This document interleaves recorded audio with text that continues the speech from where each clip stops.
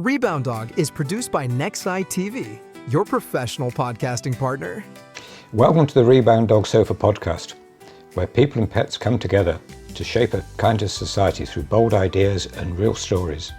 Our unscripted conversations give everyone a chance to share their thoughts on the sofa. Join the conversation at reboundog.com/podcast. Good afternoon and welcome. I'm Spencer Hodgetts, founder of Reboundog, where trust creates a safe place for curious and transparent conversations. I have 5 awesome guests lined up for the most dynamic conversation about longevity, and just after a short break I'll go around the room and introduce you all.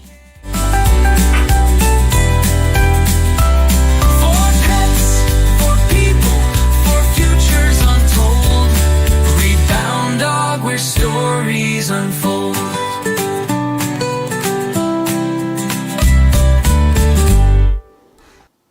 Hi and welcome back. I'm going to go around the room with my screen, so I'll ask Billie to introduce herself, because I find people introduce themselves far better than I ever do. So Billie, please say hello and let us know who you are and what you do. Hi Spencer, thanks for having me here once welcome. again. Always love to be on Reboundog. Can you hear me? Yeah, I can hear you loud and clear. Oh, okay. Sorry, I saw Michael do it. So anyway, I am the founder of the Institute of Canine Psychotherapy, and that developed out of being the pioneer in canine cognitive behavioral therapy, which was all started as a way to work with dogs over the age of 6 months in a more holistic and way, cognitive and emotion, addressing their cognitive skills and emotions, sentient beings, holistic approach. And from that, it developed into an actual method that addresses behavioral issues that can lead to surrender and euthanasia and simply unhappy dogs and unhappy pet parents.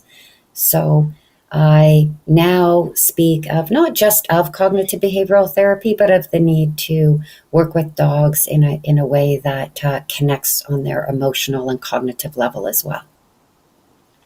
I think that's fantastic, because we've recently fostered and we've certainly come with some issues. So I can understand completely where you're coming from. While we're on that side of the pond, Michael, would you like to say who you are and what you do? Hi guys, hello everyone. Good to see everybody today. First I have to say, I just love being here and just seeing all the familiar faces and just us just getting together over and over and over and just having these great conversations. I'm Michael Habicht, and I'm a founder of Paws Herbal Labs. I'm a designer here in Los Angeles, California, and back in 2004, I had done this pet rescue event, and during the event, the pet parents were all saying the same thing to me. They were saying, God, I wish there was something more holistic for our pets. I wish there was something that was more organic health-wise for our pets. Because at the vets, we get, steroids, chemicals, and all that. And I'm like, oh, there must be. Well, I looked and I couldn't find anything. So it took me about 15 years to come across a doctor who practiced in Chinese medicine and had developed a few things, and that was the beginning of us creating the Healthy Paws line. And now we're, across the United States and slowly breaking into different countries here and there. But we're just really, it's exciting to be able to bring wellness to pets where they really need it and how they need it. When, because sometimes pets get so backed up with so many chemicals and so many steroids that sometimes they do need that alternative. And it's just like, we're part of the team. We have the team, the vet's part of the team. We're part of the team. Everybody's part of the team here. So it takes a team to build a village. And that's what we're here to do, is build a village the most peaceful and easiest way on our pets. That's wonderful. Thank you. Following on from that, I was thinking of the work that Alexia does on nutrition and holistic nutrition. If you'd like to say hello from England. Sure. Hello, I am Alexia Miller. I am a holistic canine nutrition and well-being consultant, and I'm also the co-founder of Learn Fetch, which is a platform for conscious dog guardians and canine professionals. And yes, I can absolutely relate, Michael, and to Billie as well, of taking a whole dog, whole person, whole planet approach to how we are thinking about caring for our pets and ultimately for ourselves as well. Because one of the big things that I see in practice is that possibility of dogs being gateway species for us, that they mirror back to us many of the questions we need to be asking ourselves when we're looking at taking such great care of our animals, but also needing to care for ourselves in that same kind of way, and then ultimately our planet in that same kind of way. So they are fantastic for sparking some really important questions that I think we're going to be asking one another this evening as well. That's great, thank you. And Deborah, thinking of questions and decisions and so forth, would you like to say hello from Eastern Seaboard? Yes, I'm Deborah Hamilton, and I'm here in Eastern North Carolina in the United States. And I have a firm that helps people have conversations over animals. I am a 40-year breeder of Irish setters, long-haired dachshunds, and I just added English Cocker Spaniels to my repertoire, but they are very infrequently bred and co-owned all the time. For all of those who worry about overbreeding, they always come home. And I'm here, I think, because to help people hear other points of view. That's what I do for a living. I help everyone feel heard, respected, and understood when they are having a conversation that's easy or difficult. And then we all move forward together collaboratively. You can find me at Hamilton Law and Mediation. And I also created the MAP plan, which helps people plan for the care of their pets, long-term or short-term. So I look forward to having this conversation. I always learn something here with all these wonderful guests. Thank you. And picking up on your phrase of long-term, Jody, you have a passion for longevity. Would you like to say hello from Austin, Texas? Yes. Hi. Thank you, Spencer, for having me on today. And I think there's something from what everyone said in introducing themselves that really resonated with me, from the very holistic approach of, the animal, the person, the planet, to our animals do need help to detox some of the tremendous environmental toxins, and we need to be able to understand how they think better and plan for them better. I am a longevity coach for people and pets. I'm a homeopath, energy medicine practitioner, and for me, it is very much a holistic approach when I work with clients. It's a lot of what we experience in terms of symptoms, and when I say we, I mean us as humans as well as our pets, starts in the gut microbiome. That is a passion for me. And how we think, which I'll call mind mastery, is also very related with health. And then our immune system is tied into all of it. So those are the three pillars that I work with my clients on, whether they're here for themselves or as pet parents for their animals. And it's what I call my Think and Grow Young method, which I wrote a book about as well. I am passionate about this longevity. We're all living longer, and we want to live feeling great, not just live longer for the sake of living longer. So that's what my passion is. And I'm excited to talk with everybody today about ways that we can help our animals and ourselves do just that. That's great. Thank you. You touched on this longevity and how it helps.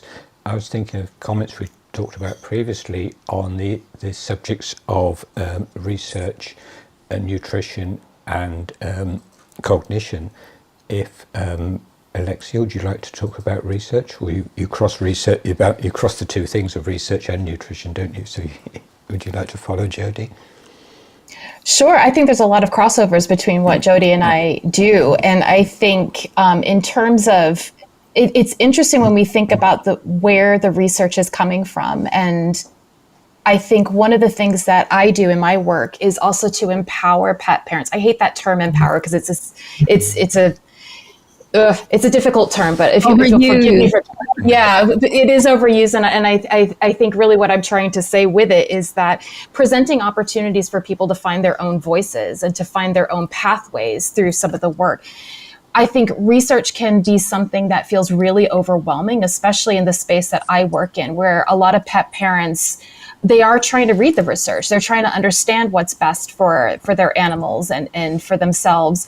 And being able to properly access studies is often an issue, but when a lot of them are behind paywalls, for one. And I think also being able to properly read the studies and understand some of the complexities around who's funding it, for example, and the kind of biases within different studies and how to navigate that so you can then make an informed choice for you and for your dog. And that's a big part of what my co-founder, Stacey Renfrey, who was on the last call with us, what she and I are doing with Learn Fetch, which is to actually help people. And this is probably tying into some of the stuff that we're going to talk about more in terms of decision making later on. But when you're trying to navigate what to feed your dog, helping you to actually better understand, first of all, what is a dog? What do they actually need? How do we cut through the marketing? How do we actually read studies to understand what is right for dogs in the first place? And then how do you translate that to your own individual dog? Because dogs like us are individuals, and what works for one dog is not going to necessarily work for your dog. So I think we deal with pet parents who are overwhelmed. They've been Googling symptoms at 2 a.m. for God knows how many months or possibly years at this point. They don't necessarily know how to make sense of research that seems to be conflicting. How do you actually navigate that? And I think that really it kind of comes together when you were there in the kitchen with your dog's bowl, trying to make a decision about what to put into that. So that's kind of where our work sits. And I also like to kind of place that conversation in terms of nutrition into the context of nourishment, because I think nutrition is both a science and an art.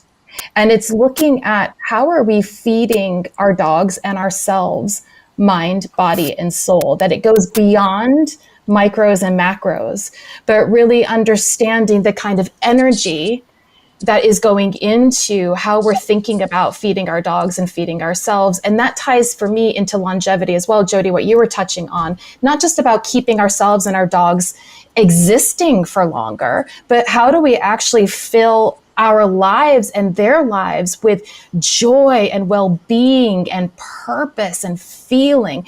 And that to me is when it comes into the question of nourishment. So that was my soapbox. That's your Beautifully said, Alexia.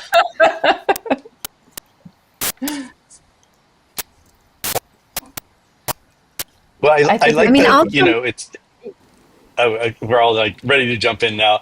Go for it. I just like it's not about just, longevity is not just about food. It's about lifestyle. It's about laughter. It's about happiness. All of that makes longevity. You can have the best food in the world, but if you're miserable as hell, guess what? That longevity is really not going to be knocking at your door very often. So I think what you just touched on, Jody, there for a second, is it's so important that we, or Alexis, it's so important that we, identify like longevity is, it's a bowl of things. It's like, I designed this software program when I was younger, and it was like, I always described this like, what I did is I took a box of spaghetti and I put it in a boil of water, and everywhere the noodles came out and they were touching each other, something else was going on that was incorporating that longevity in sense, instead of the noodles just being here to here. And if these two happen to touch each other, that's great. But when you cook them and they're doing this whole mastermind of mixed together and all these noodles are going. So there's so many different points of longevity that we just can't say longevity starts here and longevity ends here. It's about the whole mix of life together in a bowl of spaghetti that's touching every little pinpoint position in that bowl. That's what makes longevity, and it takes all parts of life to do that. Yes. I can see how what Michael is saying here. I was just going to say fits in with what Jody's talking about with the mindset, right? Mindset. I talk a lot about mindfulness, but how in order to accomplish mindfulness, we have to have a mindset that even just starts with allowing for that And that is really important. If I may, I just want to touch back on something that Alexia had brought up about just being able to read information, find information, even access it in the first place. Is there information that's suppressed? Is there information that is brought forward by organizations that provide information that might be great, might be extremely beneficial? Is it the end all be all? Is it everything? It's just it's hard to know when do I stop going down this rabbit hole, right? Because it can be very long. That, and so it is so important to Alexia had brought up, who's funding who's funding where do their where is their pillow puffed, so to speak, right? That's really important. I'm on the IAABC Journal Review Board, which is International Association of Animal Behavior Consultants. And I can see when even it's really tough, I think, for some people to unbiasedly review papers and to review information. And critical thinking is all about being unbiased, and it's challenging. I would say pet parents probably come in to this a lot, the most open-minded, because they just want to learn. So it can be challenging for even published papers to have a completely unbiased approach. So it is really important to be able to research that with knowing, is this the end all, and does this make sense to me? And is it logical? And is it going to work for my dog and my situation? And then if not, where do I go from here? Even though that information may have been great, might be really good information, just not what you need for your dog at that moment. Yeah, I would love to weigh in on this because, like Alexia touched on, and you, Billie, as well, you don't get everything from one place. Sourcing, like with food, supplements, and information is important, right?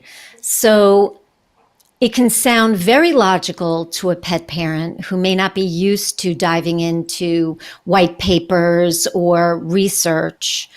However, it may very well be good information that's skewed or not so good information that's skewed.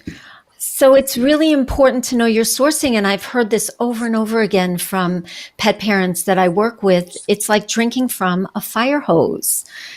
And so much of it, like you said, Alexia, is conflicting. What do you believe? And that's why people like each of us in our respective fields are so important, because we can work with that person.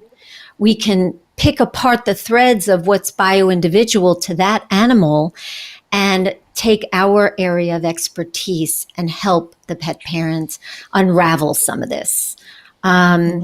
So, yeah, that being said, nutrition, I find, is like the biggest rabbit hole and the biggest place. And I'm sure most of you can attest, this is where pet parents are just like ready to tear their hair out because there is so much conflicting information out there. And what do I feed? And the marketing is just so insidious, is the word that comes to mind.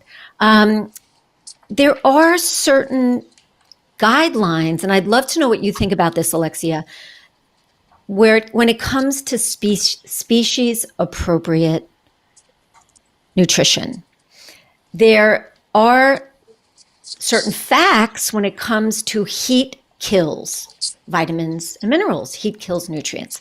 So if we take even just those two things and we look at it, yes, every dog or cat may not do well on the same type of food.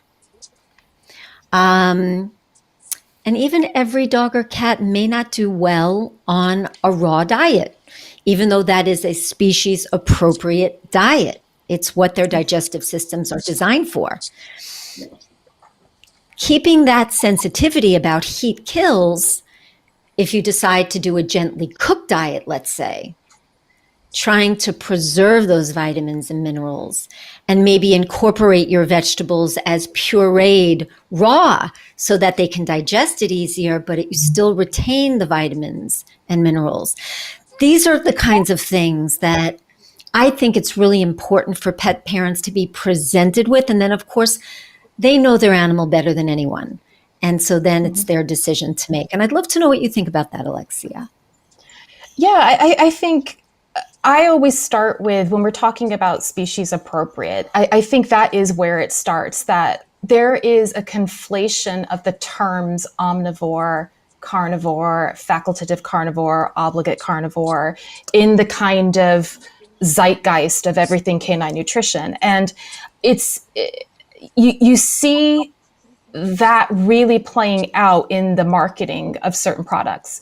But when you come down to it, when you look at the anatomy, physiology, and morphology of dogs, they are facultative carnivores. They are not omnivores. Bears are omnivores because there are some carnivorous bears and there are some herbivorous bears. Therefore, bears are considered omnivores. Dogs, they are just carnivores. We know that from their teeth. We know that from their digestive system. We know that from the lack of salivary amylase. And what we have done for our own convenience and for marketing is we have put them on ultra-processed, high-carb diets. And from my perspective as a nutrition consultant, I see the price that's being paid for that in terms of cancer, obesity, diabetes, riddled with inflammation throughout the body at a very young age as well. I'm seeing it younger and younger, dogs getting really sick. So I think we have to step back and start at that very foundation of what you're saying, that species appropriate means feeding according to what that species actually needs and requires, not just to survive, but to thrive. Because if we're talking in the context of longevity, how do we support the dogs to actually thrive? So my preference is, and this is where our acronym FETCH comes into play.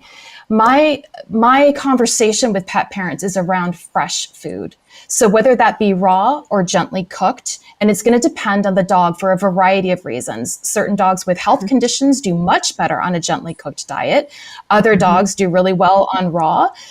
It's totally up to the particular dog. It also depends on the kind of household and what they're willing and able to do. But getting as much fresh food into the dog's diet, even if you have to feed kibble, adding in fresh things, we know makes a massive improvement to health. So we start with F is for fetch. The next layer that we find helps pet parents to make decisions around this is looking at E, energetics. And that's drawing upon traditional Chinese medicine's perspective, the philosophy of energetics, which takes this philosophy that every living being has an energetic flow to health, right? And we all know people that kind of lean towards always being hot or lean towards always being cold. Dogs are the same. And so one way that we can tweak the diet as well, the next layer, we start off with the species appropriate diet of raw or gently cooked, and then we can look at what are the energetics of this dog. If the dog leans towards cool, I often find that they do better with gently cooked diets. That's my dog, Lucky. He's a cool dog. He doesn't do well with raw. He just doesn't. So raw is not for every dog. He does better with gently cooked. Other dogs we have found in practice with yeast overgrowth often are dogs that are cool and have been pushed into the cold state, which from a Chinese medicine perspective, that's where dis-ease happens in the body. They actually don't do as well with raw foods generally. Not, again, there are at least some dogs with yeast overgrowth that do okay with it, but generally we're seeing this kind of pattern. So that's another tool for understanding that individual dog and then making decisions from there. T is for targeted approaches, and that's where you would start looking at the supplements that you would be adding in for whatever it is that they're dealing with. C is for curiosity, asking different questions. I've had success with clients in being able to kind of put these puzzle pieces together by looking at, oh, you've been telling me that there's a particular behavior. The dog is restless every night before you go to bed. What time is that? Oh, 11:30. For me, that could be a behavioral issue. It could be pain. It could also be that the liver system is out of whack. And so then adding in things that are going to help with the detox process, adjusting the diet so that it better supports the liver. Lo and behold, oftentimes I've seen the behavior disappears. And then H is holistic health, and that's putting all of these pieces together. But it all starts with that foundation that you pointed to, Jody, of like understanding what a dog is. They are a facultative carnivore. We support that species at that level with what it is that they need to thrive. And then you build all those other components to support that individual dog in thriving. I love that. Love it. It's amazing. Well, and it's interesting. Can I ask you this? You were just saying about, like, let's say a breed is like a cool dog, and all of a sudden they get pushed into that cold environment, and it doesn't do well for their person, right?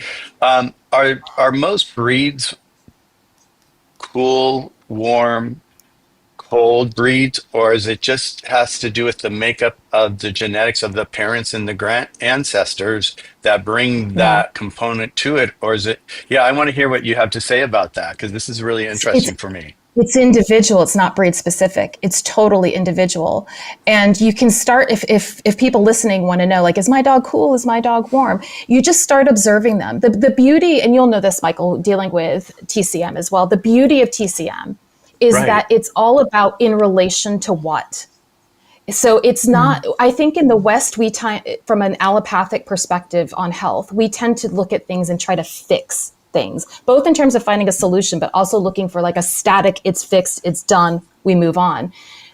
The traditional Chinese medicine philosophy is totally different. It recognizes that life is in a state of flow constantly. The body moves through circadian rhythms that we need to understand. This is exactly the same for our dogs. And so you observe your individual dog to start to notice things like, do they always seek out the sun to sunbathe in, or do they avoid it? Are they big snugglers, or do they want distance from you? They can come in for a little cuddle and then they need to get away from you. Are they always panting, even if it's not really that hot out? Or are they shivering all the time? Like, there are little clues. That's like at a very, very basic sort of general level, but you can start to look for those types of patterns. And then you start to look at the environment that you have them in. So how things change seasonally, or like I brought my dog over to the UK from Mexico. He's a Chihuahua. So his breed is designed for warm desert climates, right? And my concern was, how do I support him coming into a cool/cold, damp climate that he's never been in contact with, right?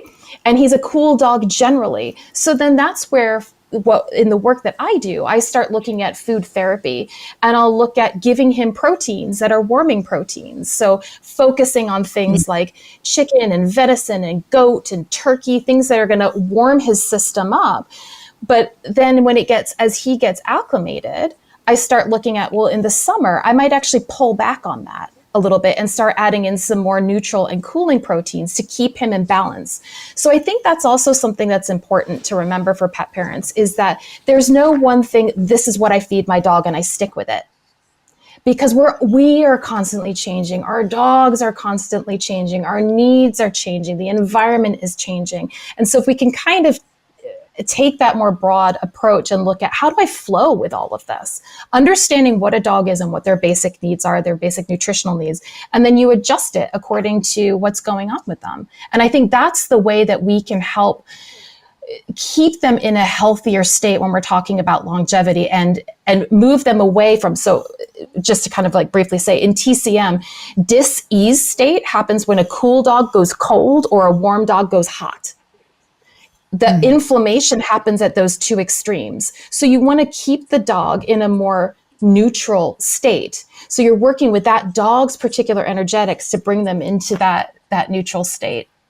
And I think when we take that lens, it's actually, again, to use the term that I really hate, it is empowering, because it helps you to know there is so much that you have control over in order to best support your dog. You can keep adjusting according to what their needs are.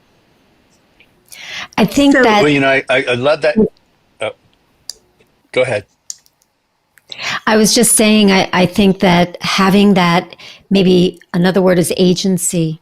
Pet parents having some agency over their animal's health, over their own health, that is an amazing feeling to have a ever-growing toolkit of not only the knowledge, but go-tos where you know what you need to do for this, that, and the other thing. And also to have a framework of knowing when it's a good idea to go to the vet and not. I mean, with pet parents that I work with, I teach them BEAM, like a beam of light: behavior, energy, appetite, mood, right? You've heard of it, Alexia.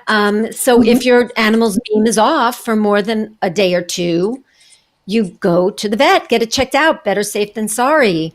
But if it's not, then if it's normal for your dog or cat, then you can treat at home and, see how things unfold. So I think that agency of having some control, and I think that also ties into what all of us here today do, right?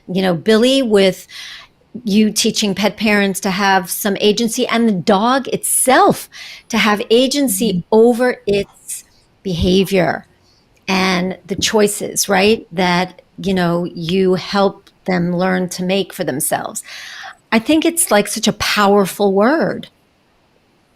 And in all of your discussions with the owners, how do you enable them and give them agency to speak with their veterinarians? Because some veterinarians have a great deal of pushback from all of this. Maybe not so much Billie because of the behavioral piece, and they don't profess to know more about the behavioral piece. But having this conversation about, I know you're laughing, Billie, having this nutritional piece, in my neck of the woods, facilitating the collaborative conversation is key. I just did a program for vaccinations of horses in the holistic method, and the people who were present at the presentation said, we don't know how to talk to our vet, and our holistic person or our advisor for nutrition doesn't really have a good handle on how to talk to our vet. So what do you both do, or anyone on the panel, to facilitate that conversation? Because, you need the vet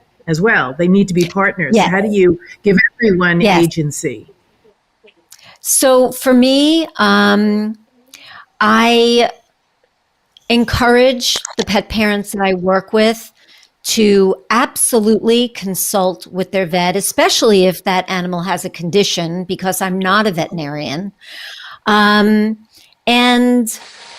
we may have conversations. You have conventional vets, you have integrative vets, you have conventional vets that are open as long as they know that what the pet parent is choosing to try with a coach or a nutritionist, etc., is not going to be very detrimental to that animal. They're willing to say, okay, explore it. Those are the open conventional vets. Then you have conventional vets that are not open. And then it's in my humble opinion, it is up to the pet parent to make a choice as to what they want to do about the kind of vet that they want serving their animal. And it depends on where they are in their journey, right? It depends on where the pet parent is in their journey. I find the same thing with people that I coach. Everyone is in a different place in their health journey. And someone who might be very open to something at one point in their journey, another person may not yet be there. And you have to meet people where they are. So, it's really seeing always if you can work as a partnership, a team. And in one case, in my practice, I have a pet parent who was with a conventional vet for years and years for her dog. And she, after working together for several months, decided to bring in a holistic veterinarian who I happen to know. We think very much alike. She is a veterinarian for decades. She's able to do all the things that a vet is supposed to bring to the table. And there's synergy. And the dog thrives as a result. So that's my take. What about you, Alexia? Yes, similarly, I think it's understanding, I think as well, that your vet is there to offer you some guidance and insight, but as the pet parent, you have the agency to make different decisions. And I was just talking to a client last night who's been struggling with, she has a lot of vet trauma actually from her past dog's experience and from her current dog's experience. Like, it triggers her own issues, not just the dog's issues. And we were talking about the impact that is having on her dog in terms of itching, a lot of skin issues, because dogs do pick up on that kind of stuff. And I framed it for her about reminding her that she has the agency to choose the team that works for her.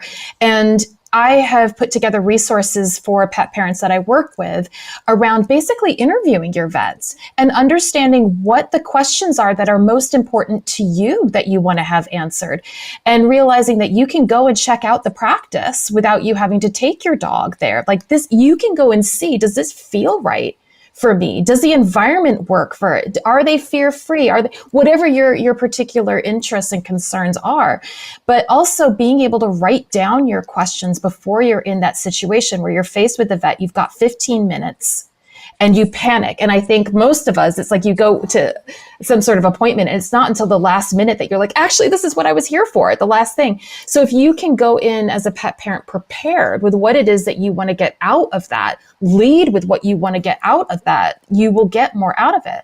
But I think in this day and age, there's a couple of things that your question, Deborah, brings up for me. And one is that we have the beauty of telehealth consultations, that a lot of holistic and integrative vets do offer telehealth consultations now. So you can have your local conventional vet that can do the blood work and kind of the nuts and bolts of veterinary care if you need that. But then you can have that other voice that you're consulting with, sending the results to the holistic vet, if that is your preference, in order to have other opinions. And again, they're just opinions. It's still down to you to make that decision for your animal. I think as well with the fact that we touched on this last time around the kind of take up of ChatGPT and other AI, where a lot of, I don't know if you guys see this, but I have a lot of pet parents that come to me with, I looked this up on ChatGPT. Do you think this recipe is good? Kind of thing. And I think what is happening is that our roles are shifting from giving the information to actually helping them to assess whether or not the information they're getting off of these platforms is correct and is it right for their dog. And I think that's also the role that the veterinarian is going to have to play as well, because pet parents are looking that stuff up and they don't necessarily trust vets because of so much has happened in the industry. I think as an industry, we have a lot of repair to do with pet parents. And this isn't about vet bashing whatsoever, because I think we all know that vets go into this profession because they love animals. No one's going into it thinking like, oh, this is a quick way to make a ton of money and an easy job sort of thing. Like nobody's doing that. They go in for the right reasons. It's the system that has made it so degraded and difficult for pet parents to navigate. So I think we need more people like you as well, Deborah, that are managing the relationship building that is part of that, because it is ultimately about you having a relationship with that individual and finding people that you resonate with and getting the answers that you are looking for your dog. That's a brilliant summary, Alexia. And it leads into the other side of this conversation on, besides longevity, is this issue of decisions. And I'm listening to this and thinking there's an awful lot of decisions that pet guardians, pet parents need to make that they're unaware of and unsure of how to make them. I'd like to take a short break, if we can, just for a few seconds to hear from our sponsors. I'll come right back and ask Deborah to open the conversation about decisions and bring Billie on the issue of making decisions about training and behavior. Welcome to the Reboundog Sofa Podcast, connecting people, pets, and purpose. Sponsorship with Reboundog isn't just about logos. It's about leading the conversation on humane innovation and reaching global audiences who care. Explore the opportunity at reboundog.com. Welcome back. Deborah, you touched on your introduction about the MAP plan. I think it's a brilliant idea, and it fits into this theme of longevity and also the decisions pet parents, guardians are having to make when they going back to the earlier conversation of how we need to be educated, is the right word? So we're comfortable in making decisions and going back to Lexia's comment of interviewing our vet, because we are ultimately hiring them as a professional, as we would do a solicitor, a lawyer, or whatever. Could you give me some thoughts, or give the audience some thoughts on your ideas of making decisions? Well, everyone on this call spends more than 10 minutes with their dogs a day, right? They are spending a lot of time, a lot of thought, a lot of energy, a lot of money on their dogs, and yet they don't do one thing that's incredibly important: make a plan for their dog, long-term, short-term. Most people make a plan, put it in their will, and I always say, well, that's really great. I'm glad you know you're going to die. Because if you don't die, that plan doesn't come to fruition in the United States or anywhere else in the world. So what you want to do is you want to make sure that you have a plan in place that people know about, so that if something were to happen to you, your pets would be cared for. So that's the MAP plan, which stands for Make a Plan, Appoint Caregivers, Address the Needs of Your Pet. I mean, if you're spending all this money making sure that your pets are eating the correct food at the correct time of the year to give them their ultimate vitality, and you give it to a shelter, that dog is going to go through a transition that is horrible, because it hasn't had the opportunity to adjust. I mean, it might thrive, it might not. So the MAP plan creates that opportunity and gives everyone the templates to put a plan together for their pets, and also then to publish it. Because if I've told Michael and Alexa and Billie that, you know, they're going to take my dogs if something happens to me, and I don't give them the directions, you know, address the needs of the pet, if I don't give them the directions, I can't expect them to do what it is I wanted them to do, because they don't know. So if you're going to put people in charge, don't do it over a glass of wine. Put it in paper. And then when push comes to shove, you'll be able to have your family or the people that you have heir and a spare kind of thing take care of your pets so that they have a soft landing. That's why you want to navigate the journey your pet takes, which is make a map. So how does that fit in with your ideas, Billie, on cognition compared to as behavior compared to everything else that you're involved in? Well, Deborah's definitely the expert on the people side, for sure. And of course, I deal a lot with people as well. But it's funny because Alexia used the term and overused with, I think it was with the word empower or something. But agency can be as well. It can be sort of a word in the agency and autonomy and agency. But how we actually provide that to our dogs to be able to do that really gets down to using those cognitive skills. So it's a little bit different than canine enrichment, which is fairly common in the industry as well, thankfully, because it's beneficial and uses some cognitive skills and is bonding and is fun. And so fortunately, that has made a larger impact in the industry as well, has come more to, I don't know, normality, I guess.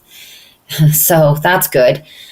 But when we're talking about people having autonomy and agency, or dogs, it does decrease anxiety. Even as people, if we feel like people understand us and they feel like they understand our emotions, even if they don't agree with them, they understand that our emotion is driving our behavior. And we need to be able to stop, process our situation, process our own emotion, be able to self-regulate, be able to know our options, and then that allows us to make a decision. So options are different than decisions. We have to have options, but to reach a level of decision making, it's not just a matter of having a few different, in the case of a dog, maybe different toys or different way that we go on a walk or choosing what time we eat, but actually having the ability to process our emotions and make a decision at a challenging time when we're uncomfortable, when we're feeling stress. And as Michael said earlier, if we're uncomfortable all the time, it really affects our longevity. It affects our current moment that we're in, but it also affects our happiness on a long-term basis and our longevity. And I think it's also been brought up, skin issues and all sorts of that as well, health issues in general.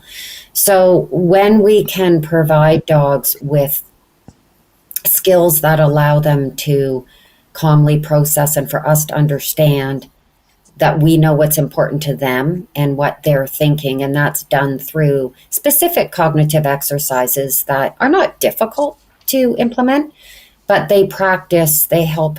Same with people with cognitive behavioral therapy. They help practice doing that in the brain. So autonomy and agency is sort of like a larger concept term that can be overused, but can also be applied in multiple different ways. But the bottom line is it feels good to be able to self-regulate. Of course, then that leads to intrinsic motivation and all these other areas of study that I've been working on with dogs and different animals, because people I work with different animals. And it's so interesting because it does provide them with that emotional happiness that's so important.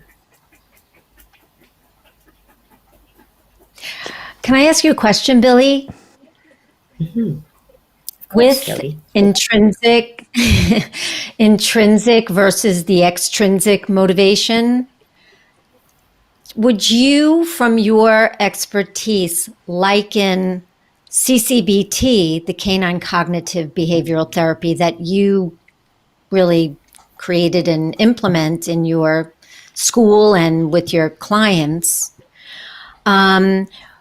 would you liken that to tapping into the intrinsic motivation in a dog versus treat-based training, which is more extrinsic motivation, knowing that they're doing a behavior because they're going to get a reward type of thing? How do you look at that? Yeah. And that's the difference. They're both needed and they're both effective and good, but it's the same with people, different stages in the life, which can be based on age, can be based on the reason for the emotion and thus the reason for the behavior. So if we're teaching and creating an initial bond and teaching, we might want extrinsic motivations. That the dog does a good behavior and we reward with a treat. Absolutely. So it depends on a lot of different factors, but and it also doesn't mean that they are not used in the same dog, but just at different stages as we're working. So we might start with some extrinsic and then inherent motivations, which is, just ultimately right into the life of the dog. We're not choosing for the dog what the reward is. We're not saying you want to treat or you want to play with a toy, but it just could be something that the dog has told us that we want. And then as we start to work through and we start to decrease the anxiety and help with the emotion, then the intrinsic motivation kicks in. So it's funny that dogs aren't doing something for an intrinsic motivation, but when we allow them to process and make a decision, it feels good in their brain. And so they start to feel comfortable doing that. People do that when they want to quit smoking or when they have a fear or an anxiety. Once they start, yes, I'll use that word empower. Once they empower themselves to not feel anxious, they feel good. And then it's like, oh, I'm going to keep doing that. And it's not because of anything except that it feels good. So there's different stages and reasons for both, but they're all good. Absolutely. It's really interesting because with people, intrinsic motivation is what sticks.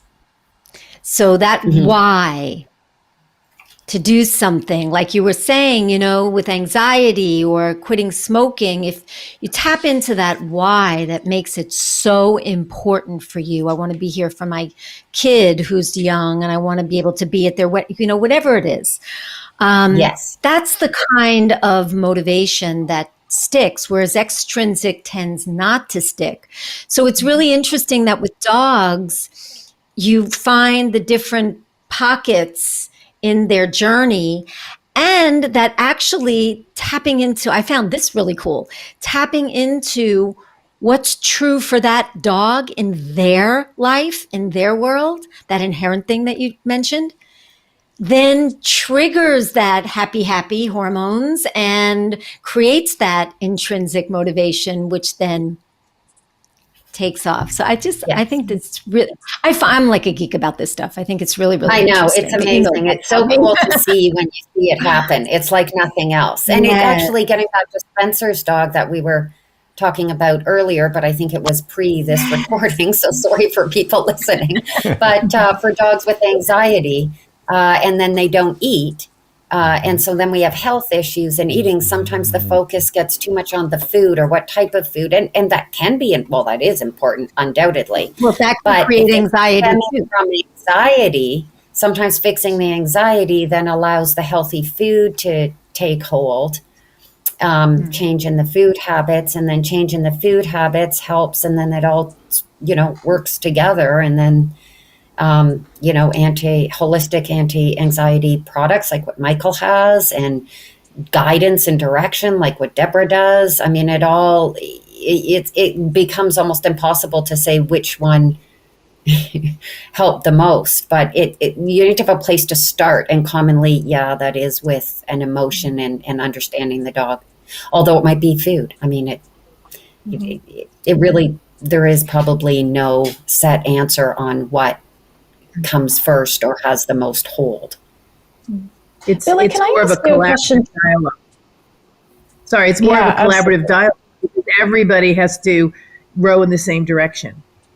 But Billie, I was going to ask you a question too around your thoughts on the fact that dogs are captives, whether we like it or not. And so how do we actually facilitate them having, for lack of a better term, agency, autonomy? How do we understand what their actual inherent and intrinsic motivations are within this kind of context? And so how do we then, as conscious pet parents, provide them with as much opportunity to explore and express that as possible?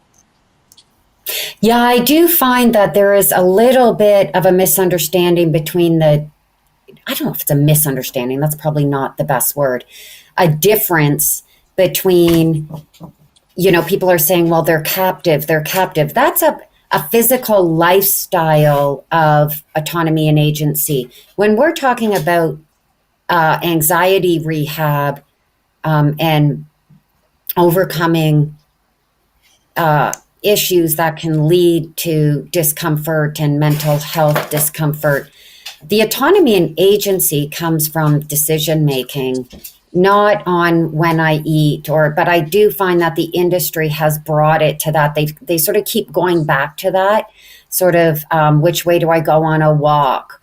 That kind of thing. That's very different than when you're using, it was the same with human, psychotherapy is different than,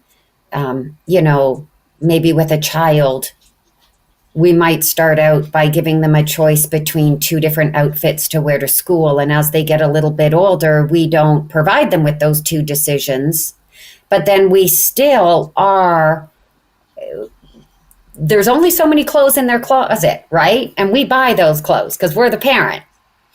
So they are a little bit restricted on their decision making, right? So I don't know. I find that topic can be not quite hitting the point on the same thing as what I'm saying. So usually a dog, they're happy. They're feed, they go for a walk. Do they have a total choice on when they get to go for a walk? No, they don't. But we as people don't have a total choice on everything that we do either.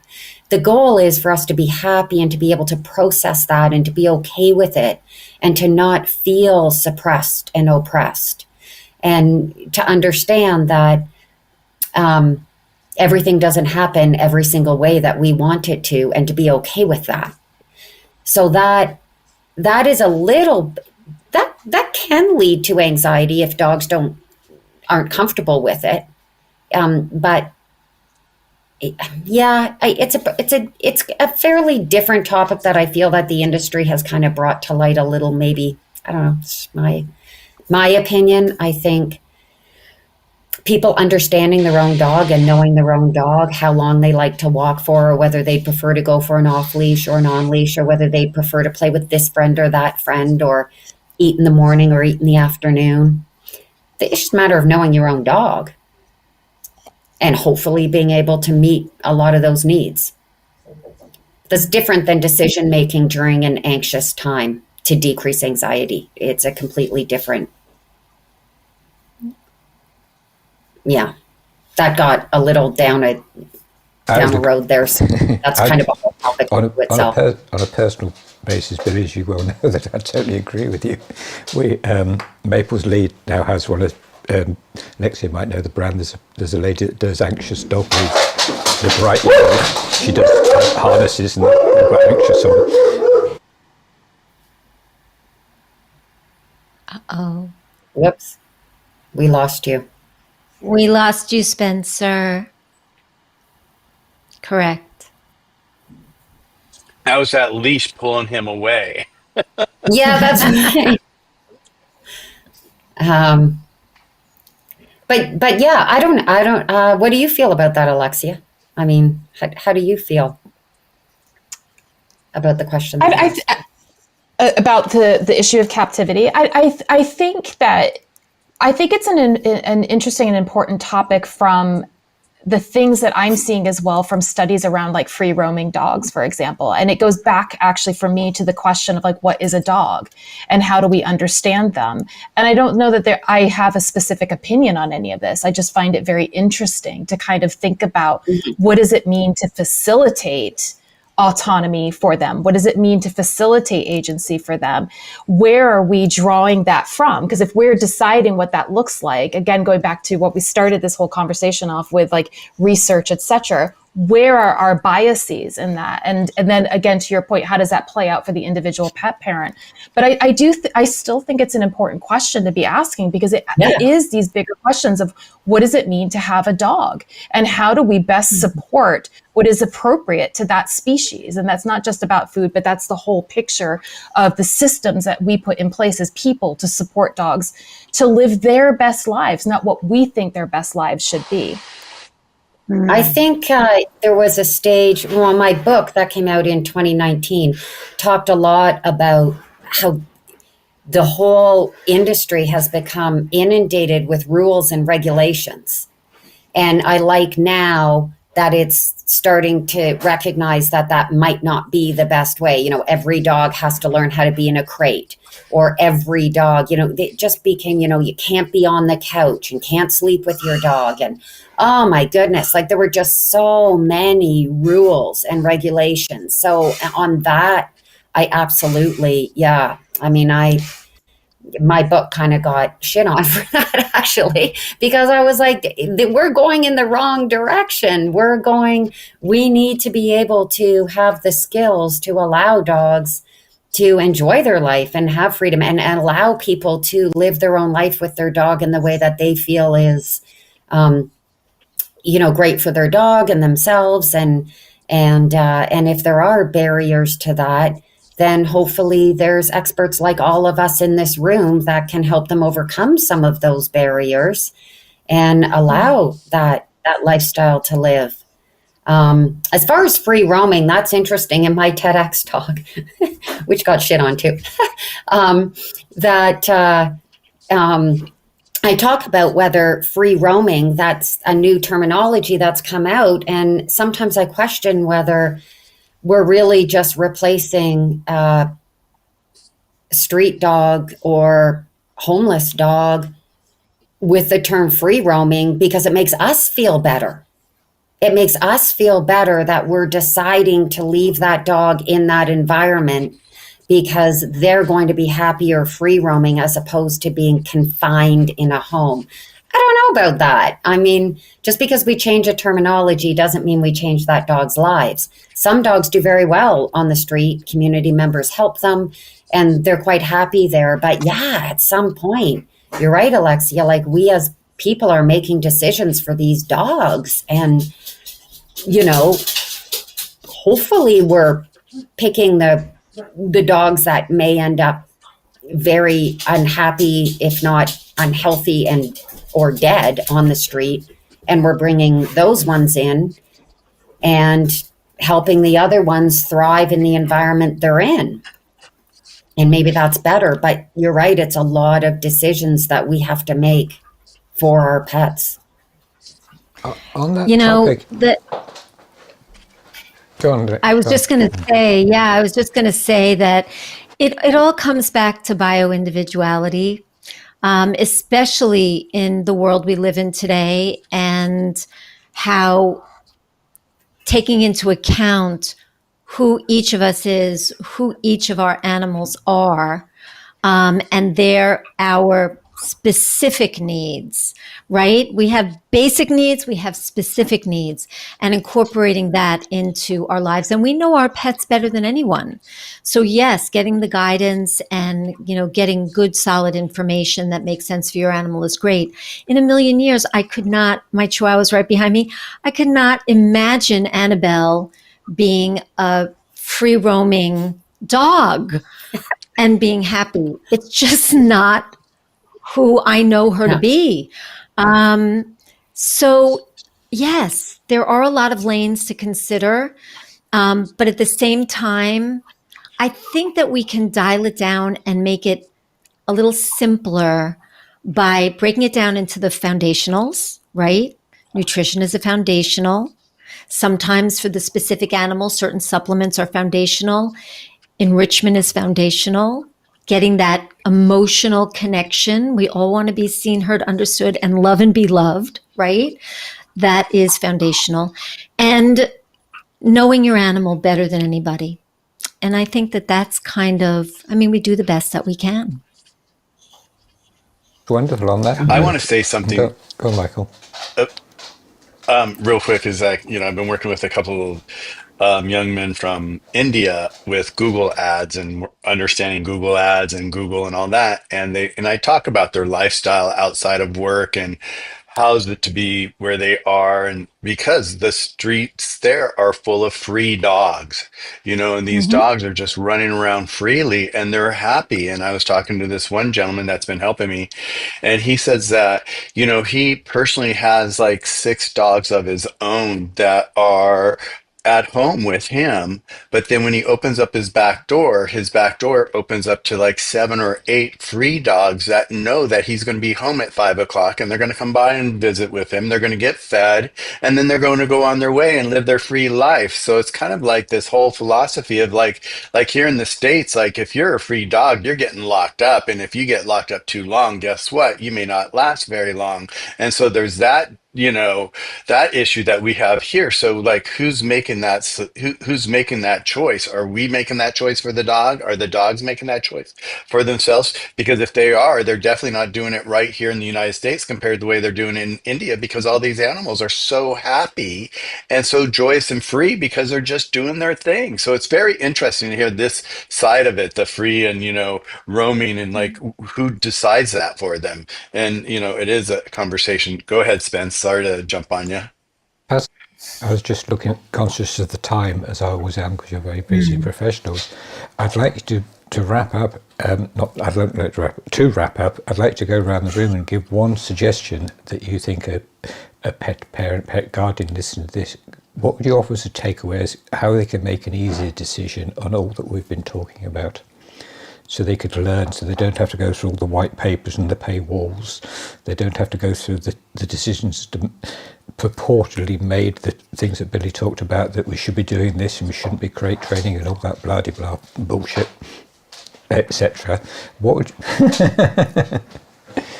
Wait, I didn't say don't crate train. No, I said didn't. not all dogs. No, I didn't. I wasn't accusing you. No, I was just flippantly saying, no, I wasn't accusing you of saying we shouldn't crate train because Maple lives in a crate. She never has the door shut. No, it's not crate training. But there are people, I was trying to say, but there are people in this world that say poo-poo to crate training, etc. Yeah, and pet parents and guardians are getting confused because going back to the very early part of this conversation, we are hearing that thing. Oh, which one should I do? Should I do that? Should I crate train? Should I not crate train? What should I do? Should I shut the door? Should I, etc. So it's trying to simply. I wasn't accusing you of saying not great because I think we've crate trained for years and it works in its appropriate situation. But there is, going back to the earlier part, there's a whole ruck of confusion out there for most of the audience that's listened to this either live or going to on our YouTube channel. So what simple one takeaway from each of your own perspectives would you recommend to help a confused pet guardian parent as a takeaway to make an easy, I won't say a better decision, because the decision is always personal. It's their own choice. So how would you help them have freedom to make an easy decision on something that's relevant to this conversation?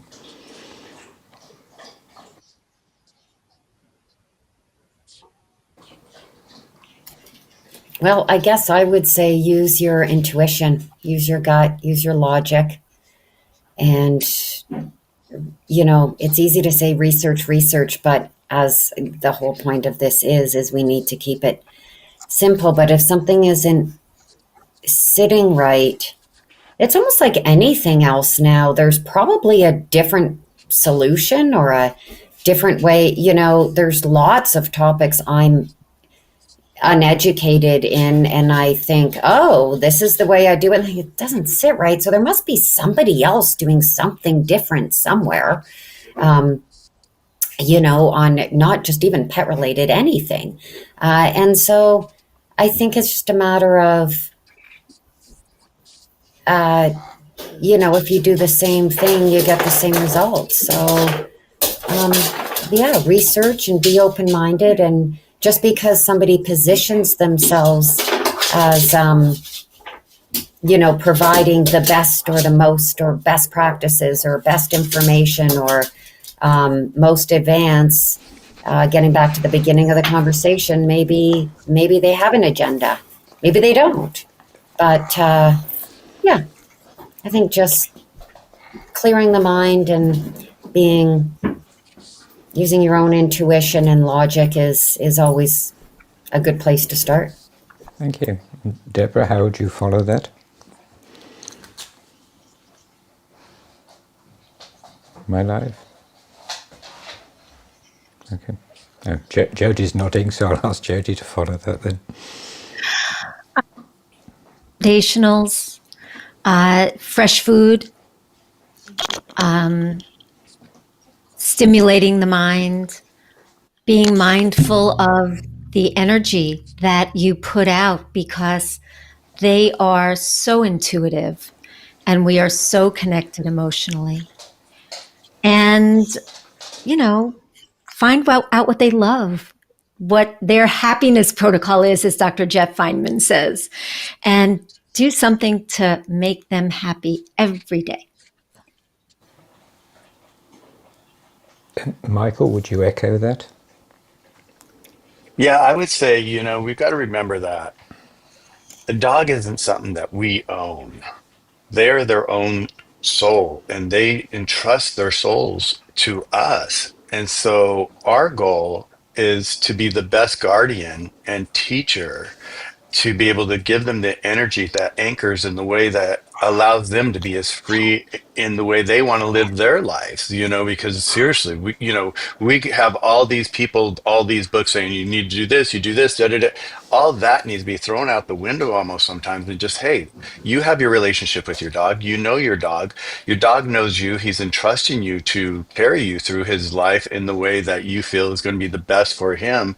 And so just really have that open relationship with your pet. and kind of put all that other stuff on the side until you need it, until you need one of those tools. And then you go after one of those tools and saying, hey, this wasn't working for my dog here. Maybe there's a tool that I can find that maybe can help me expand his life in this area. And then maybe you can introduce that tool, but really, allow the dog to be entrusted into you and allow your freedom to be his freedom.